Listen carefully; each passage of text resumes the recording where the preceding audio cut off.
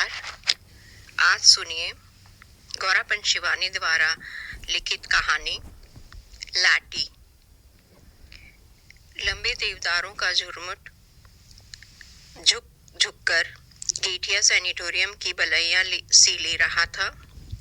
कांच की खिड़कियों पर सूरज की आड़ी तिरछी किरणें मरीजों के क्लांत चेहरों पर पड़कर उन्हें उठा देती। मौत की नगरी के मुसाफिरों के रोग जीर्ण पीले चेहरे सुबह की मीठी धूप में क्षण भर को खिल जाते। आज टीबी, सिरदर्द और जुकाम खांसी की तरह आसानी से जीती जाने वाली बीमारी है, पर आज से कोई 20 साल पहले टीबी मृत्यु का जीवंत आह्वान थी। भुवाली से भी अधिक मांग तब गेठिया सैनिटोरियम की थी। काठ गोदाम से कुछ ही मील दूर एक ऊंचे पहाड़ पर गेठिया सैनिटोरियम के लाल लाल छतों के बंगले छोटे छोटे गुलदस्ते से सजे थे। 3 नंबर के बंगले का दुगना किराया देकर कप्तान जोशी स्वयं अपनी रोगिणी पत्नी के साथ रहता था। बंगले के बरामदे में पत्नी के पलंग के पास वह दिन भर आराम कुर्सी डाले बैठा रहता। कभी अपने हाथों से टेम्परेचर चार्ट भरता और कभी समय देख देख कर दवाइयां देता। पास के बंगलों के मरीज बड़ी तृष्णा और चाव से उनकी कबूतर सी जोड़ी को देखते। ऐसी घातक बीमारी में कितने यत्न और स्नेह से सेवा करता था कप्तान जोशी। कभी उसके आनंदित चेहरे पर झुंझलाहट या खींच की अस्पष्ट रेखा भी नहीं उभरती। कभी वह घुंघराले बालों को ब्रश से संवारता, बड़े ही मीठे स्वर में पहाड़ी झूड़े गाता, जिनकी मिठास में तिब्बती बकरियों के गले में बंधी बजती रुनकती घंटियों की सी झुनक रहती। पहाड़ी मरीज बिस्तरों से पुकार कर कहते, वाह कप्तान साहब, एक और।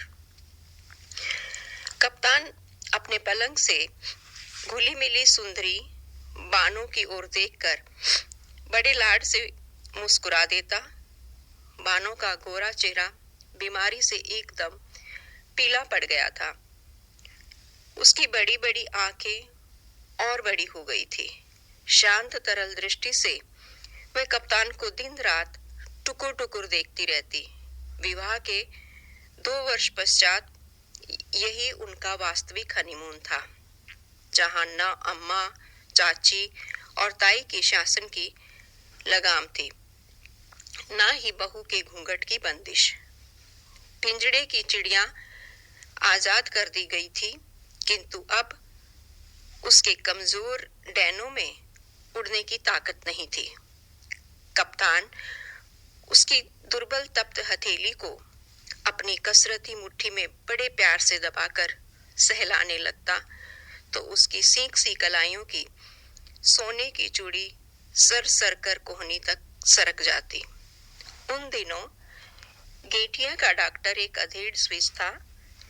एक दिन उसने कप्तान को अकेले में बुलाकर कहा, कप्तान, तुम अभी जवान हो। यह बीमारी जवानी की भूखी है।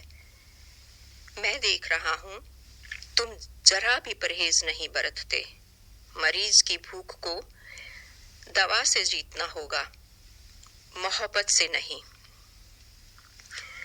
क्षण भर को सब समझकर कप्तान लाल पड़ गया। उसके बूढ़े पिता के भी कई पत्र आ चुके थे और माँ ने रो रो कर चिट्ठियां डाल दी थी। मेरे 10-20 पूत नहीं है बेटा, यह बीमारी सत्यानाशी है। पर कप्तान पहले की तरह अलमस्त डोलता, कभी बानों के चिकने केशों को चूमता, कभी उसकी रेशमी पलकों को, कभी पास के प्राइवेट वार्ड की गुमान सिंह मालदार की गोल मटोल पत्नी से मजाक करता। सैनिटोरियम की मनहूस जिंदगी के काले आकाश में रूपदार ठकुरानी ही एकमात्र द्युतिमान तारिका थी। भरे भरे हाथ पैर की चिकने चेहरे पर सदा मुस्कान बखेरती वह पूरे सैनिटोरियम की भाभी थी। उसके स्वास्थ्य के दुर्गम दुर्ग में भी न जाने बीमारी का घुन किस अरक्षित छिद्र से प्रवेश पा गया था। टीबी लगने की पीड़ा से कराहती वह अपनी कर्दे गालियों का अक्षय भंडार खोल देती।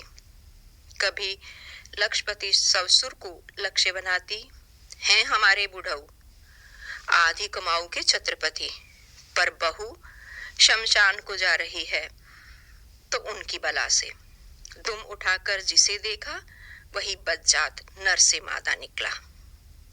शाबाश, क्या पंच के स्टैंडर्ड का सेंस ऑफ ह्यूमर है। भाभी तबीयत बाग बाग कर दी। कप्तान कहता, एक मेरा कसम है साला, पी के धुत होगा किसी गोरी मेम को लेकर। 2 महीने से हरामी झांकने भी नहीं आया। दाढ़ी जारे की अर्थी उठेगी तो मजाल मैं भी सुहाग उतारूं। वह फिर कहती, क्यों भाभी, क्यों कोस रही हो? कप्तान हंसकर कहता। प्रौढ़ा नेपाली भाभी की सदाबार हंसी से खिलखिलाती आंखें झलक उठी। शाबाश है कप्तान बेटा, तुझे देखकर मेरी छातियों में दूध उतर आता है। कैसी सेवा कर रहा है तू, और एक हमारे हैं कुतिया के जने, मिले तो मूछे उखाड़कर हरामी के मुंह में ठूस दूं। कप्तान हंसते हंसते दूहरा हो जाता। मूछे उखाड़कर मुंह में ठूसने की बात कुछ ऐसी जम जाती कि वह भागकर बानों को सुनाता। नेपाली भाभी के पति की असंख्य मोटरें अल्मोड़ा नैनीताल को घेरे रहती। चाय के बगीचों का अंत नहीं था, किंतु उनके वैभव ने पत्नी के प्रति प्रेम और मोह की बेड़ियां काट दी थी। 1 वर्ष से वे एक बार भी उसे देखने नहीं आए। एक दिन कप्तान ने देखा नेपाली भाभी की खांसी बहुत ही बढ़ गई है। खांसी का दौरा सा पड़ा और कप्तान भागकर देखने गया तो देखा रक्त के कुंड के बीच नेपाली भाभी की विराट गेहुआ देह निष्प्राण पड़ी थी। पति की मूंछों को उसके मुंह में ठूसने का स्वप्न अधूरा ही छोड़कर भाभी चली गई थी। कुछ दिन तक कप्तान उदास हो गया। बानों की बड़ी बड़ी आंखों में भी उदासी के डोरे पड़ गए। जब ऐसी हंसती खेलती लाल लाल भाभी को मौत खींच ले गई तो हड्डियों का ढांचा मात्र बानों तो हवा में उड़ती रुई का फाहा थी। भाभी की मौत आकर जैसे उन दोनों के कान में कह गई थी कि जिंदगी कुछ ही पलों की है। उन अमूल्य पलों के अमृत स्वरूपी रस की अंतिम बूंद भी उन दोनों को छोड़ना मंजूर न था। नित्य निकट आती मौत ने बानों को चिड़चिड़ा बना दिया, पर जैसे इकलौती जिद्दी दुर्बल बालक की हर जिद को स्नेहमयी माता हंसकर झेल लेती है, वैसे ही कप्तान हठीली बानों की हर जिद पूरी करता। कभी वह खिली चांदनी में बाहर जाने को मचलती तो वह अपने खाकी ओवरकोट में उसे लपेटकर अपनी देह से सटाए लंबे चीड़ की छाया में बैठा रहता। बानों को विवाह के ठीक तीसरे ही दिन छोड़कर उसे बसरा जाना पड़ा था। उन दिनों खाकी वर्दी में कसे 6 फुटे शरीर और भूरी भूरी मूंछों को देखकर बानो उससे जितना ही कटी कटी छिपी रहती, वह उसे पाने को उतना ही उन्मत्त हो उठता। उसे देखते ही वह अपनी मेहंदी लगी नाजुक हथेलियों से लाज से गुलाबी चेहरा ढांक लेती। दूसरे दिन बड़ी कठिनता से कप्तान उसके मुंह से धीमी फुसफुसाहट में उसका नाम कहलवा पाया था। बहुत धीरे स्वर में ही प्रणय निवेदन की भूमिका बांधनी पड़ी थी, क्योंकि पास के कमरे में ही ताऊजी लेटते थे। क्या नाम है तुम्हारा? उसकी तीखी ठुड्डी उठाकर कप्तान ने पूछा था। बानो, उसके पतले होंठ हिल कर रह गए। राम राम, मुसलमानी नाम, कप्तान ने हंसकर छेड़ दिया। सब यही कहते हैं, मैं क्या करूं? बानो की आंखें छलक उठी। मैं तो तुम्हें छेड़ रहा था। कितना प्यारा नाम है। पहाड़ी नाम भी कोई नाम होते हैं भला? सरूली, परूली, रमा, खष्टी। वह बोला। कितने साल की हो तुम बानो? इस आषाढ़ में मुझे 16वां लगेगा। बानो ऐसे उत्साह से बोली जैसे उसने आधी जिंदगी पार कर ली हो। कप्तान का दिल भर आया। अपनी खिलौनी सी बहू को उसने खींचकर हृदय से लगा लिया। पहले वह अपने ताऊ और पिताजी से सख्त नाराज हो गया था।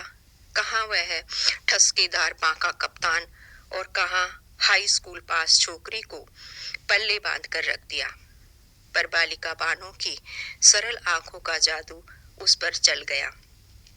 तीसरे दिन ही उसे बसरा जाना था। कप्तान बानो से विदा लेने गया तो वह कोने में बैठी छालियां कतर रही थी।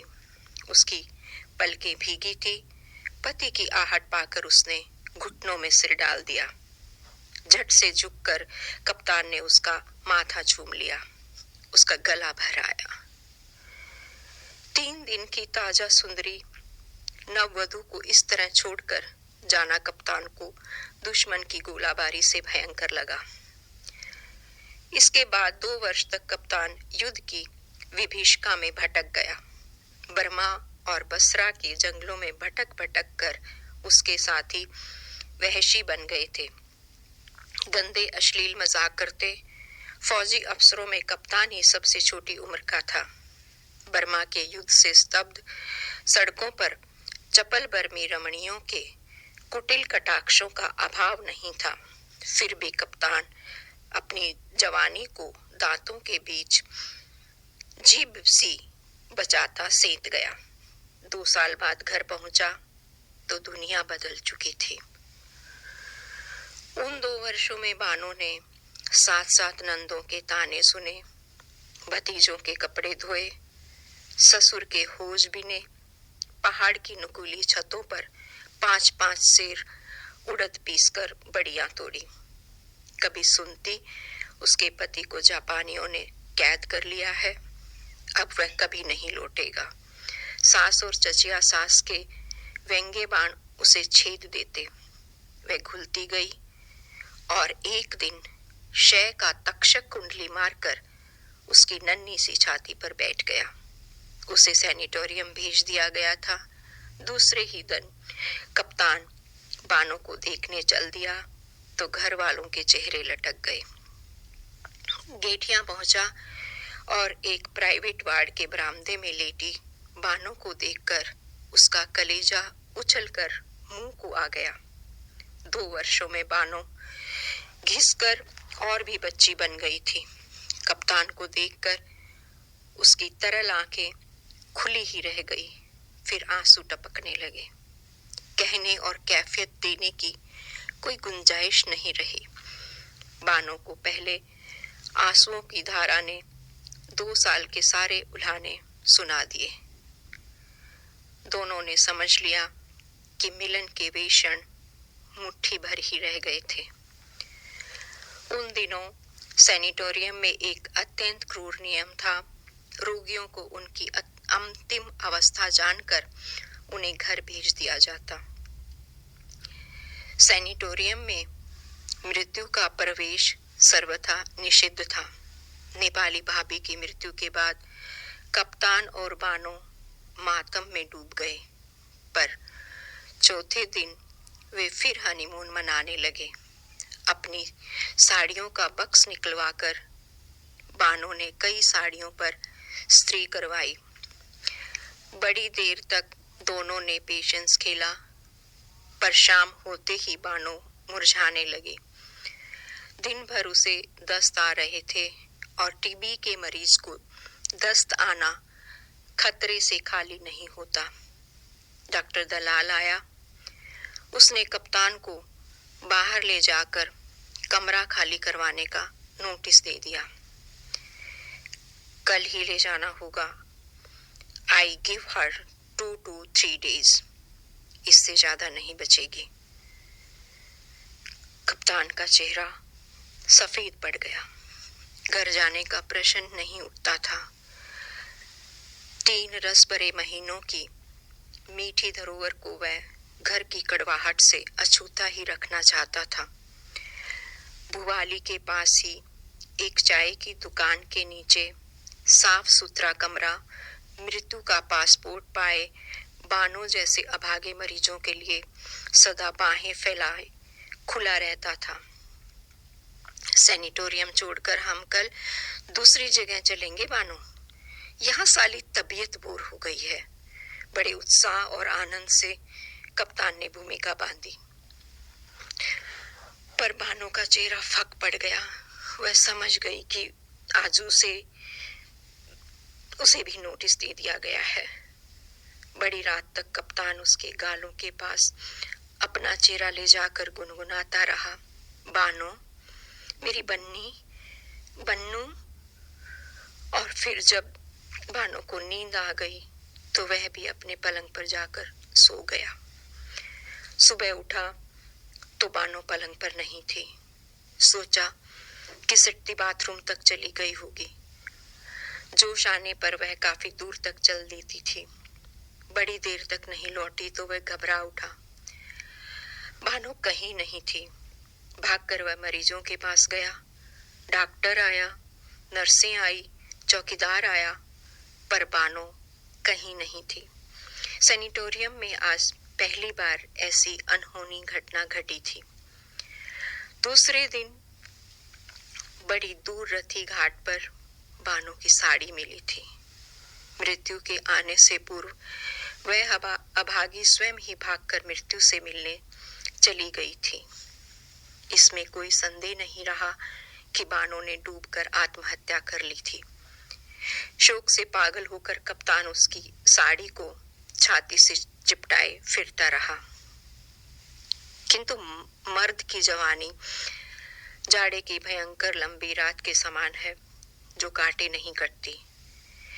एक ही साल में उसका फिर विवाह हुआ। अब के ताऊ और पिता ने खूब ठोक पीट कर बहू छाटी। ऊंची, उगली, गोरी और एमए पास। कप्तान की नई पत्नी के पिता थे मेजर जनरल। 40 तमगे लगाकर उन्होंने कन्यादान किया तो कप्तान बेचारा सहम कर रह गया। प्रभा इकलौती लड़की थी, फिर दूजू की बीवी थी जो बादशाह की घोड़ी से कम नहीं होती। उसके 100 नखरे उठाता कप्तान हंसना, खिलखिलाना और मौज मस्तियां सब भूल कर रह गया। 4 साल में कप्तान को 2 बेटे और 1 बेटी देकर प्रभा ने धन संचय की ओर ध्यान लगाया। 16 सालों में कप्तान के बैंक बैलेंस में रुपए और नोटों की मोटी तह जमा कर दोनों नैनीताल घूमने आए। कप्तान की थोड़ी सी तोंद निकल आई थी। चेहरा अभी भी मस्ताना था, पर मूंछों में अब वह ऐंठ नहीं रह गई थी। कनपटी के आसपास बाल सफेद हो चले थे। 2 जवान लड़कों को कमीशन मिल गया था। बेटी मिरंडा हाउस में पढ़ रही थी। नैनीताल आकर कप्तान के दिल में एक टीस सी उठी। काठ गोदाम से चलकर गेठिया दिखा और वह गुमसुम सा हो गया। नैनीताल के ग्रैंड होटल में दोनों टिके। प्रभा बोली, चलो डार्लिंग, पहाड़ का इंटीरियर घुमा जाए, भवानी चले। चिकन सैंडविच, रोस्ट मुर्ग पैक करवाकर उसने अपनी फिएट गाड़ी भुवाली की ओर छोड़ी। बगल में दामी चंदेरी साड़ी और बिना बाहों के ब्लाउज से अपने मासल शरीर की गोरी दमक बिखेरती प्रभा बैठी। भुवाली की एक छोटी सी दुकान देखकर प्रभा ने गाड़ी रुकवा दी। इसी दुकान में आज एकदम पहाड़ी स्टाइल से कलई के गिलास में चाय पियेंगे हनी, वह बोली।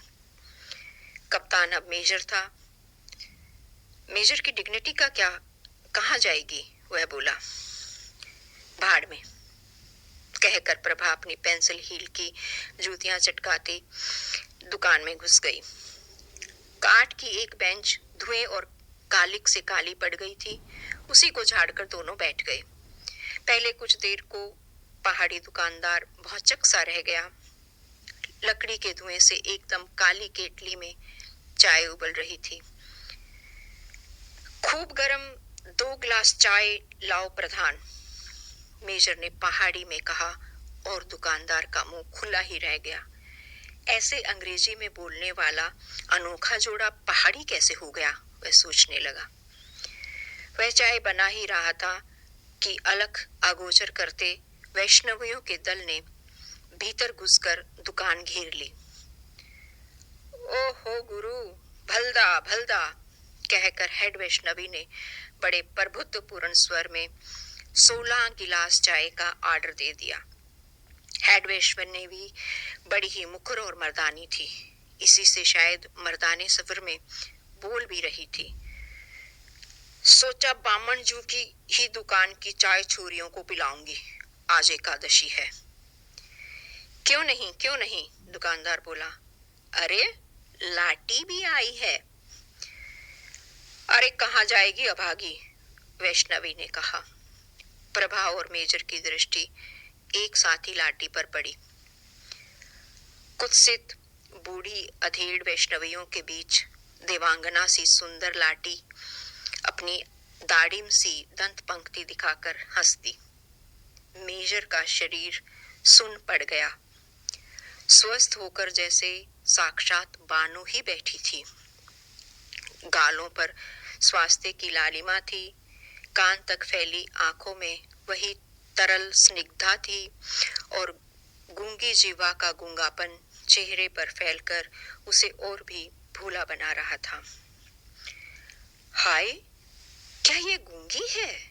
My God, what a beauty, Prabha बोली। हाँ सरकार, ये लाटी है, दुकानदार ने कहा और मेजर के दिल पर आ गिरी भारी पत्थर की चट्टान उठ गई। क्या नाम है जी इसका? प्रभा मुग्ध होकर लाटी को ही देख रही थी। नाम जो होगा वह तो बह गया मीम साहब, अब तो लाटी ही इसका नाम है, हेड वैष्णवी ने कहा।